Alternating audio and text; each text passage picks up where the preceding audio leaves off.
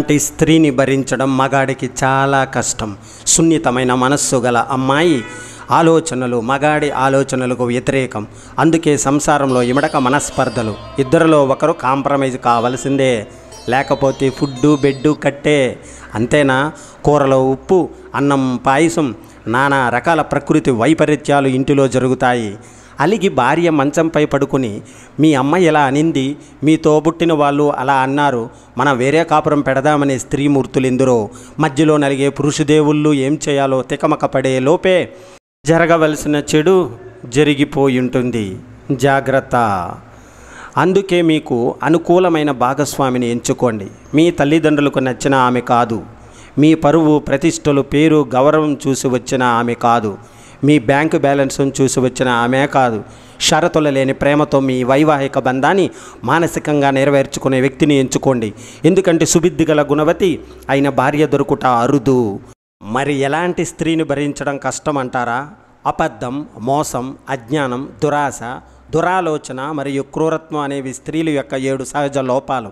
అగ్ని, నీరు, స్త్రీలు, మూర్ఖులు, పాములు మరియు రాజకుటుంబాలు ఎప్పుడైనా ప్రాణాంతకం కావచ్చు. వారి భద్రత కోసం వారితో జాగ్రత్తగా ఉండాలని ఆచార్య చాణక్యుడు చెప్పారు. స్త్రీ తన క్షేమం గురించి మాత్రమే ఆలోచించి డబ్బు కోసం భర్తను వేధిస్తుంది.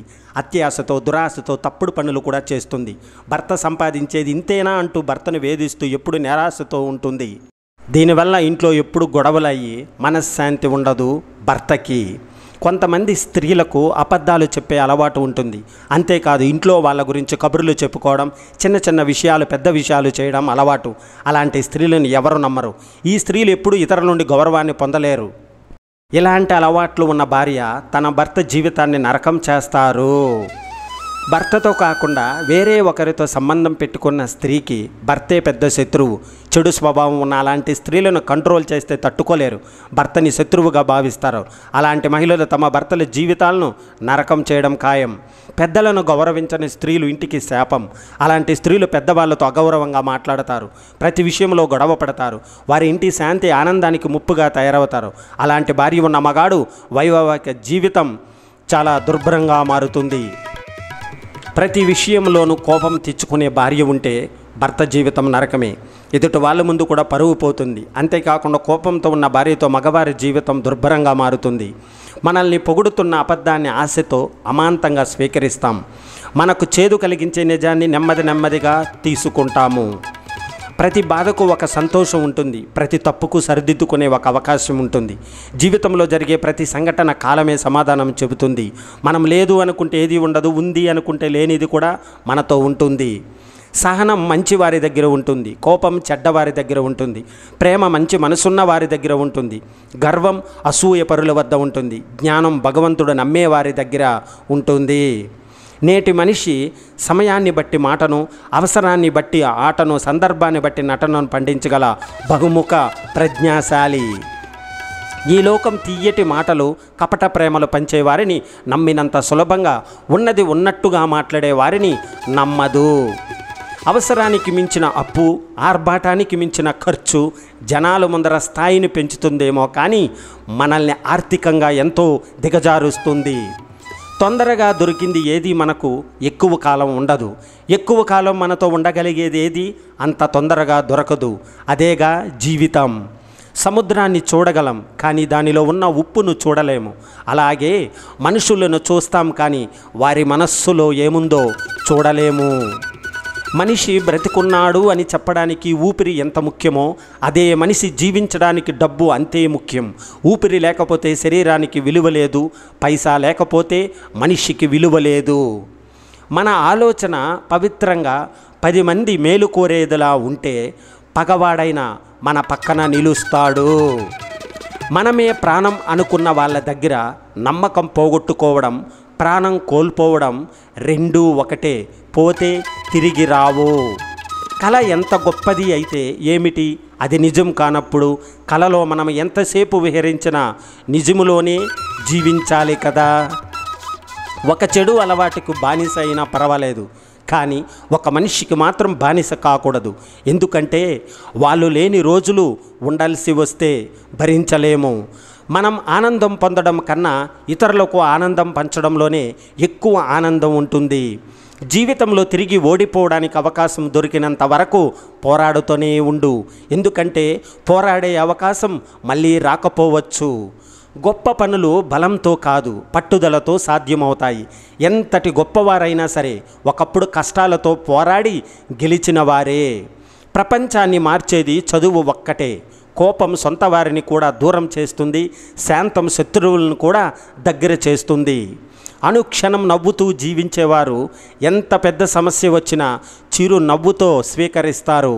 ఒకరితో పోటీ పడి బ్రతికే కంటే నిన్ను చూసి నీలా ఉండాలి అని ఎదుటివారు అనుకునేలా బ్రతుకు. నీ జీవితం అద్భుతంగా ఉంటుంది. జీవితం తెగింపు లేకపోతే కొన్ని సమస్యలకు ముగింపు పలకలేము. అతి నిద్ర, బద్ధకం, భయం, కోపం, నిరాశావాదం, ఈ 5 అతి చెడ్డ గుణాలు.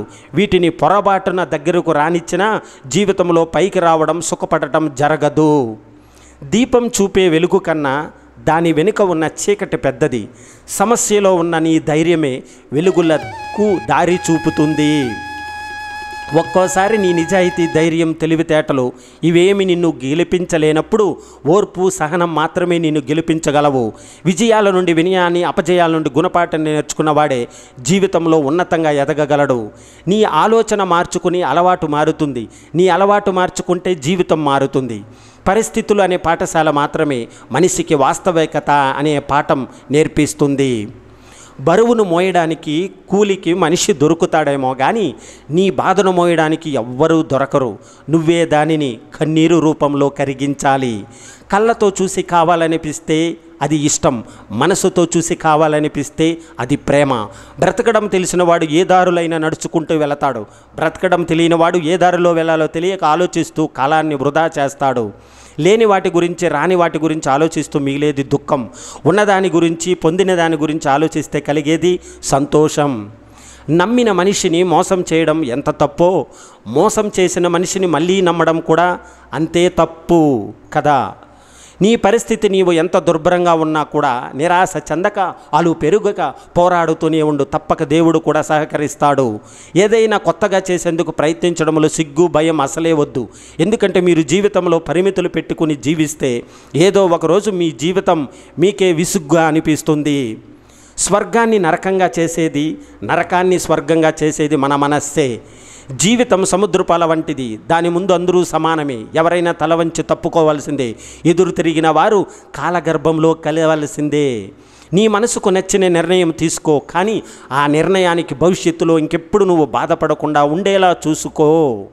ఈ రోజుల్లో మనుషులు ఎంత బాగా నటిస్తున్నారు అంటే మన ముందు మంచిగా మాట్లాడుతూ మన వెనకాల చెడుగా మాట్లాడుతున్నారు. కాబట్టి మన జాగ్రత్తలో మనం ఉండాలి. మిత్రమా, నీవు ఒక పని చేస్తే పూర్తి శ్రద్ధతో చెయ్యి, లేకపోతే వదిలేయి. అంతేకాని మధ్య రకంగా మాత్రం చేయవద్దు. ఇప్పటి కాలంలో జనాలు అర్థం చేసుకోవడంలో వెనుకుంటున్నారు, అపార్థం చేసుకోవడంలో ముందుంటున్నారు. నీవు ఎంత గొప్పవాడైనా ప్రతి చోట నీ అవసరం ఉండదు. అనవసరమైన చోట తల దూర్చకపోవడమే వివేకవంతుని యొక్క లక్షణం. మనిషిని మార్చదు. మనిషి నిజస్వరూపాలను బయటికి తీస్తుంది. సంవత్సరాల తరబడి నీళ్ళలోనే ఉన్న రాయి మెత్తబడదు. అలాగే ఎన్ని కష్టాలు చుట్టుముట్టినా ధీరుడు ఆత్మవిశ్వాసం కోల్పోడు. ఈ క్షణం మళ్ళీ రాదు అనే వాస్తవాన్ని నీవు గ్రహించినప్పుడే నీ జీవితం మరింత అర్థవంతంగా మారుతుంది. ఒక మనిషికి బాధగా ఉంటే మనస్సులో ఉండే వాళ్ళకి చెప్పుకుంటాడు. కానీ మనసులో ఉండే వాళ్ళే బాధ పెడితే ఆ బాధ ఎవరితో చెప్పుకోవాలి? నువ్వు నలుగురిలో ఉన్న నీలో నిన్ను లేకుండా చేస్తుంది ప్రేమ. నీలో నువ్వు లేకుండా నీ వెంట నేనున్నానంటుంది స్నేహం. ప్రేమగా చేరదీస్తే క్రూర మృగాలు కూడా ప్రేమను చూపుతాయి. కానీ కొందరు మనుషులు ఏమిటో ఎంత ప్రేమను చూపించినా బాధనే మిగిల్చిపోతారు. నేను ఎన్నిసార్లు మోసపోయినా నాకు అవమానంగా లేదు. ఎందుకంటే నమ్మి మోసపోయాను తప్ప ఎవరిని నమ్మించి మోసం చేసింది లేదని గర్వపడుతున్నాను. నీ వల్ల కాదు అని అనుకుంటే ఇక్కడతోనే ఆపేయి. నీ వల్ల అవుతుంది అని నీకు అనిపిస్తే చివరి నిమిషం దాకా పోరాడు. అవకాశం పొందడం గొప్పతనం కాదు, పొందిన అవకాశాన్ని సద్వినియోగం చేసుకోవడం గొప్పతనం. ఈ ప్రపంచంలో మనం కొనుక్కోలేనిది ఏదైనా ఉంది అంటే గౌరవమే. దాన్ని సంపాదించుకోవాలి తప్ప పేరుతోనో, డబ్బుతోనో, పరపతితోనో కొనుక్కోలేమో. తోడుంటే వెలుగును నింపేవాడు మాత్రమే కాదు, చీకటిని చెరిపేసేవాడు కూడా అయి ఉండాలి. అర్థం చేసుకునే ఓర్పు, సర్దుకుపోయే నేర్పు, బాధ్యతగా ఉండే మనసుంటే బంధం ఎప్పుడూ హృదయానికి దగ్గరగా ఉంటుంది. రాముడిని సీత దగ్గరకు చేర్చింది రాముడి పట్టుదల మాత్రమే కాదు, సీతమ్మ నమ్మకం కూడా. ప్రేమంటే ఒకరే నడిచి చేరుకునే దూరం కాదు, ఇద్దరూ చేరుకోవాలి. ముళ్ళబాట దాటితే పూలబాట ఎదురవుతుంది. అలాగే సవాళ్ళు ఎదుర్కొంటేనే సక్సెస్ కూడా ఎదురవుతుంది. నిన్ను చూసి కొందరు నిలబడుతున్నారంటే అది నీ చేతిలో ఉన్న అధికారం చూసి కావచ్చు.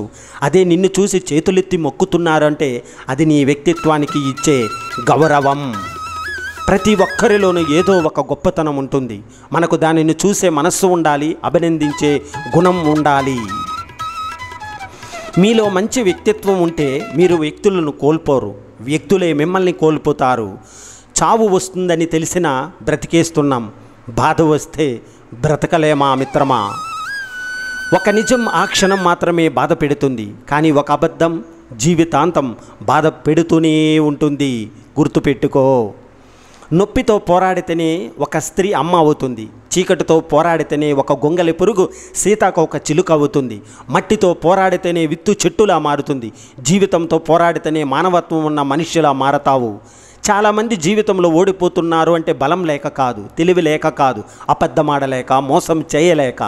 మనం ఎంత ప్రేమాభిమానాలు చూపించిన అవతల వారికి అర్థమయ్యే కూడా అవసరం లేనట్టు ఉండే వారికి మనం ఎంత చెప్పినా వేస్టే.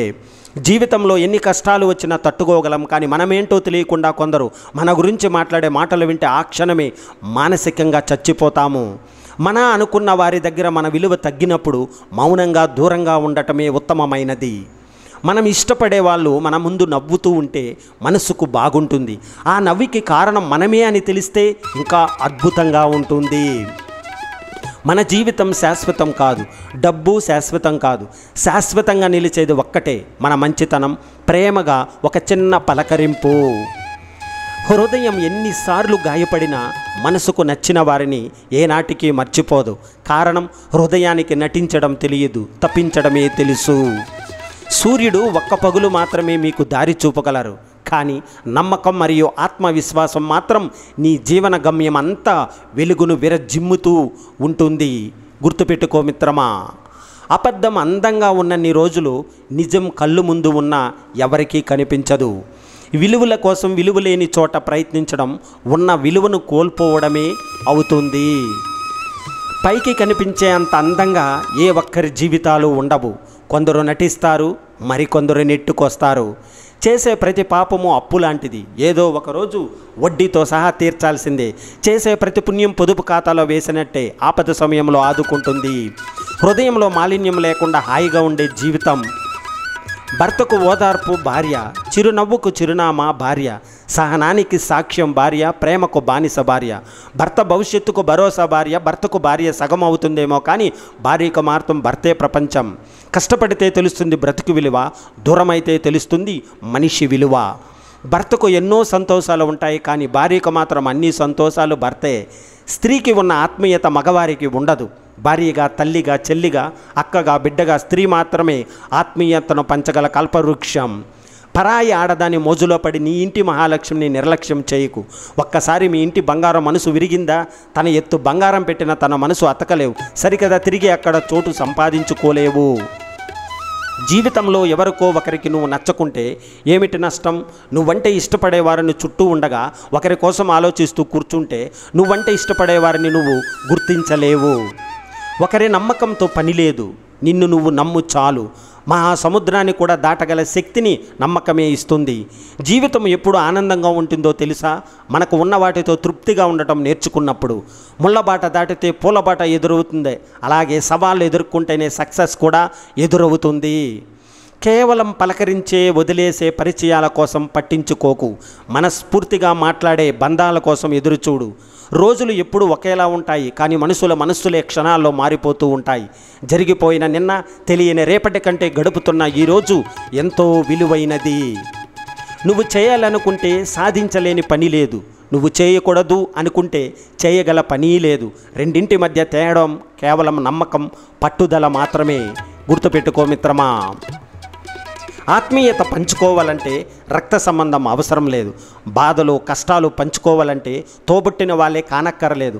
నీడలా తోడుంటా, నవ్వుతూ, నవ్విస్తూ అనుక్షణం మనతో ఉండే ఒక్క స్నేహితుడు ఉంటే చాలు. ఇంద్రధనస్సులో 7 రంగులు ఉన్నట్టే మన జీవితంలో కూడా అన్ని రకాల భావోద్వేగాలు ఉంటాయి. అవి ఉన్నప్పుడే పరిపూర్ణమైన జీవితం లభిస్తుంది. ఒకరి మనస్సులో స్థానం సంపాదించడం గొప్ప విజయమే, కానీ దాన్ని స్థిరస్థాయిగా నిలుపుకోవడమే ఉత్తమం. కోపం వచ్చినప్పుడు నీ మనసుతో పోరాడు, మనిషితో కాదు. సమస్య వచ్చినప్పుడు కాలంతో పోరాడు. మనం సమాధానంలో భాగం కావాలి కానీ సమస్యలో భాగం కాకూడదు. మనవి అనుకున్నంతవరకు ఈ బంధాలు. మనసు విరిగి ఒక్కసారి వద్దనుకుంటే నువ్వెవరో నేను ఎవరో. మంచి మనస్సుతో చెప్పే ప్రతి మాట విలువైనది. మంచి హృదయం కలిగి ఉంటే ప్రతి మనిషి అందమైనదే. చదివిన ప్రతి అక్షరం ఏదో ఒక చోట ఉపయోగపడుతుంది. అలాగే చేసిన మంచి పని కూడా ఏదో ఒక విధంగా తిరిగి మనకు మంచి చేస్తుంది. బంధం గొప్పదా లేక బాధ్యత గొప్పదా అని ఆలోచిస్తే బంధం కంటే బాధ్యత గొప్పది అనిపిస్తుంది. ఎందుకంటే బంధం మనకు మాత్రమే సంబంధించింది, బాధ్యత కొన్ని జీవితాలకు సంబంధించినది. ఎప్పుడు కూడా నీ జీవితాన్ని నువ్వే శాసించాలి, సరిదిద్దుకోవాలి. ఎందుకంటే నీ జీవితానికి నువ్వే కర్త, నువ్వే కర్మ, నువ్వే క్రియ. మన సంతోషం కంటే మన అనుకునే వాళ్ళ సంతోషమే మన బాధ్యత కదా. పొరపాటు జరిగినప్పుడు అర్థం చేసుకునే ఓర్పు, సర్దుకుపోయే నేర్పు, బాధ్యతగా ఉండే మనస్సు ఉంటే బంధం ఎప్పుడు హృదయానికి దగ్గరగా ఉంటుంది. ఎవరి జీవితమైనా సున్నాతోనే మొదలవుతుంది. మనల్ని మనం హీరోగా చేసుకునే అవకాశం జీవితమే మనకు ఇస్తుంది. వినియోగించుకున్న వారు హీరో అవుతారు, అవకాశం దుర్వినియోగం చేసిన వారు జీరోగా మిగిలిపోతారు. దుర్మార్గుడితో స్నేహం మంచిది కాదు. ఎందుకంటే నిప్పు పట్టుకుంటే కాలుతుంది, పోనీ చల్లారిన తర్వాత పట్టుకున్న మసి అంటుంది. దుర్మార్గుడి స్నేహం కూడా అంతే. మెత్తటి మాటలతో ఎదుటివారి గుండెల్లో కత్తులు దించకు. అది నీకు ఇప్పుడు ఆనందాన్ని ఇవ్వవచ్చు, కానీ కాలం మహా చమత్కారి. ఏదో ఒకనాడు ఆ కత్తిపోటులను వేరొకరి సాయంతో నీకే తిరిగి పరిచయం చేస్తుంది. మంచి మాటల మాటున మోసం చేసేది కొందరైతే మంచితన ముసుగులో వంచన చేసేది కొందరు. ఇలాంటి వాళ్ళను గుర్తించడం చాలా కష్టం. అందుకే ప్రతి క్షణం అప్రమత్తంగా ఉండటం అవసరం. ఎదుట వాళ్ళు మనకు నచ్చిన పనులు చేస్తే మంచోళ్ళు, అదే మనకు నచ్చని పనులు చేస్తూ వాళ్ళకు నచ్చినట్టు ఉంటే చెడ్డోళ్ళు. మన ఇష్టాలే ఎదుటివారి వ్యక్తిత్వం. ఇదే నేటి మనిషి తత్వం. మన పెద్దల సంపాదన మనకు కలిసి వస్తే భోగం, మన సంపాదన మనకు ఉపయోగపడితే అది యోగం. మనం సంపాదించింది కూడా మనం తినలేకపోతే అది రోగము. నోట్ల కట్టలు ఎన్ని కూడా పెట్టినా చివరకు నువ్వు కాలాల్సింది 4 కట్టల మీదనే. అందుకే మనీ కోసం మమతానుబంధాలను దూరం చేసుకోకు. భిక్షగాడైనా బలిసినవాడైనా పోరాడేది పైసల కోసమే. మరి తేడా ఎక్కడ వస్తుందంటే ఆ పైసలు ఒకరికి బతుకునిస్తే ఇంకొకరికి బలుపునిస్తుంది. జై హింద్, వందే మాతరం.